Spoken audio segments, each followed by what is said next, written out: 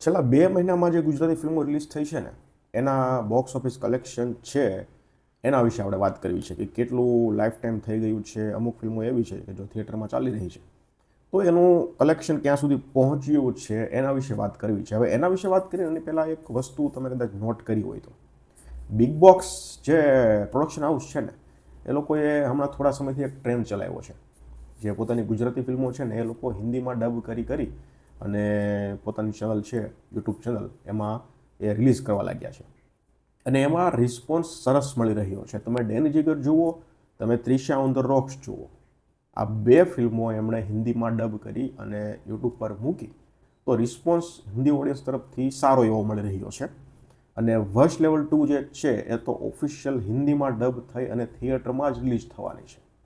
એટલે હવે કહેવાય ને એક ટ્રેન્ડ બની રહ્યો છે ગુજરાતી ફિલ્મોને હિન્દીમાં આ લોકો ડબ કરી અને આમ કહેવાય કે પેન ઇન્ડિયા રિલીઝ કરી રહ્યા છે એવું અત્યારે કહી શકાય. બિગ બોક્સે આ વસ્તુ શરૂ કરી અને હવે ધીરે ધીરે બીજા જે પ્રોડ્યુસરો છે ને એ વસ્તુ પણ આ કરી રહ્યા છે.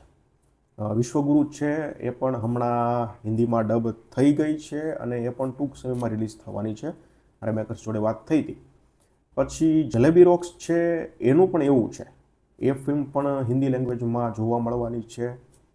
એના સિવાય ઘણી ફિલ્મો છે જે હવે ભવિષ્યમાં હિન્દી લેંગ્વેજમાં ડબ થઈ અને કાં તો થિયેટરમાં રિલીઝ થશે, કાં તો પછી સીધી જ યુટ્યુબ પર અથવા તો કાં તો કોઈ ઓટીટી પ્લેટફોર્મ પર. આ રીતનો કાર્યક્રમ ભવિષ્યમાં તમને જોવા મળશે. સારી વાત એ છે કે હિન્દી ઓડિયન્સ તરફથી રિસ્પોન્સ ગુજરાતી ફિલ્મોને સરસ મળી રહ્યો છે. એટલા માટે આ લોકો હવે હિન્દીમાં ડબ કરવા લાગ્યા છે. હવે હિન્દીમાં ડબ કરવાની વાત નીકળી છે તો હું એક નામ લઈશ અહીંયા, રાજેશ કાવા કરીને, જે એક કાઠિયાવાડી છે, આપણા ગુજરાતી છે. એ ભાઈની ભૂમિકા ખૂબ મહત્ત્વની છે, ખૂબ મોટી છે. કારણ કે એ ભાઈ સાઉથની કોઈ ફિલ્મો હોય એને હિન્દીમાં ડબ કરવાની હોય, હોલિવૂડની ફિલ્મો હોય એને હિન્દીમાં ડબ કરવાની હોય, કોઈ વેબ સિરીઝ હોય સ્ક્વિડ ગેમ જેવી તો એમાં પણ તમે જો હિન્દીમાં ડબ કરવાની હોય, ગુજરાતી ફિલ્મોને હિન્દીમાં ડબ કરવાની હોય તો આ બધામાં રાજેશભાઈનું કામ ક્યાંક ને ક્યાંક હોય જ છે. એવું મને રાજેશભાઈએ ખુદે કીધું છે. મારે 2-3 દિવસ પહેલાં ફોનમાં વાત થઈ ત્યારે એ ભાઈ એવું કીધું હતું અને પછી મેં એની ઇન્સ્ટાગ્રામ પ્રોફાઇલ ચેક કરી તો ત્યાં મને બધું જાણવા મળ્યું કે કઈ કઈ સિરીઝો છે, કઈ કઈ ફિલ્મો છે જે હિન્દીમાં ડબ કરવામાં એ ભાઈની ભૂમિકા હતી. અમુક ફિલ્મો એવી હોય છે કે જે પોતાનો અવાજ જ હોય છે કલાકારમાં. અમુક ફિલ્મો એવી હોય છે કે જે તેના સુપરવિઝન નીચે હિન્દીમાં ડબ થાય છે. તો ગુજરાતી ફિલ્મોમાં મહદ અંશે રાજેશભાઈનો હાથ છે. જે ત્રિશા હોય કે પછી ડેની જીગર હોય, આ વર્ષ લેવલ 2 છે એમાં છે, જલેબી રોક્સ છે, આ ઘણી બધી ફિલ્મો ગુજરાતીમાંથી હિન્દીમાં ડબ એ ભાઈએ કરી છે અને ઇન ફ્યુચર ઘણા બધા પ્રોજેક્ટ એમની પાસે છે.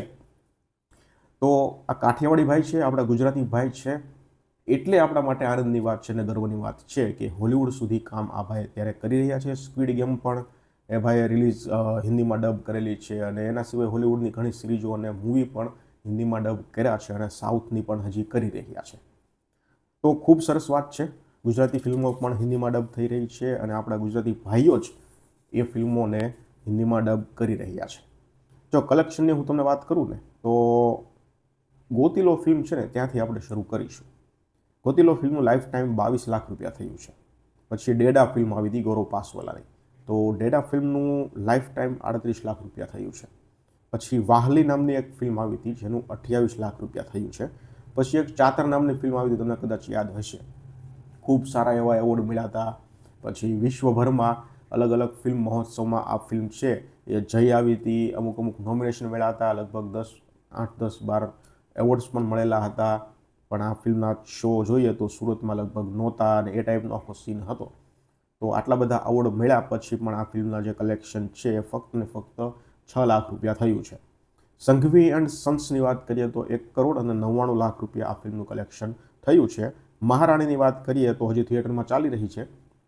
અત્યાર સુધીનું 1 કરોડ અને 84 લાખ રૂપિયા થયું છે.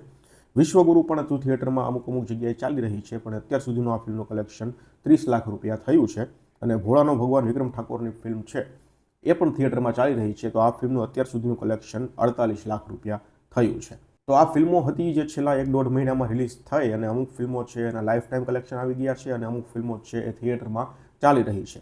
તો હવે એના લાઈફ ટાઈમ આવશે ત્યારે આપણે આગળ ચર્ચા કરીશું. ધન્યવાદ.